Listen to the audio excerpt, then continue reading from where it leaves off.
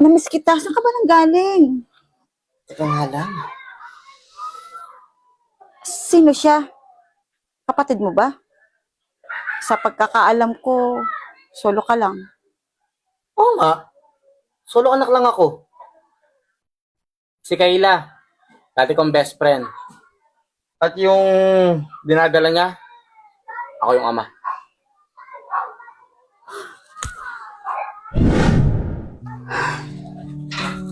Uy, dito ang my loves ko. My loves. Bango mo naman. Tara sa kwarto. Gawa tayo ng isang dosena anak. Isang dosena talaga? Ano ka ba? Biro lang. Alam mo, loves, nag-iisip din ako eh. Ang tagal na natin, di ba?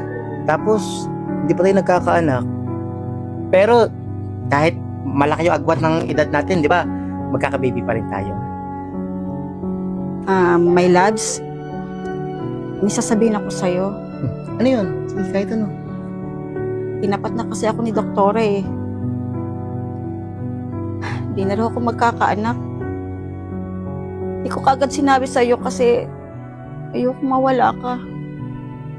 Ano, Wilma? Ang tagal ko nang naghihintay na magkaanak. Tapos, ngayon sasabihin mo sa akin yan? Wilma! Ano? Niloloko mo lang ako? Sorry, loves. Ayoko lang kasi talagang mawala ka. Sige, ganito na lang. Lahat gagawin ko. Huwag mo lang akong iwan.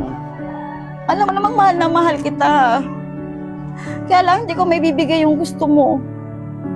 Alam mo, nasayang yung mga taon na nagkasama tayo. Wilma, pangarap ko magkaanak. Gustong gusto kong magkaanak.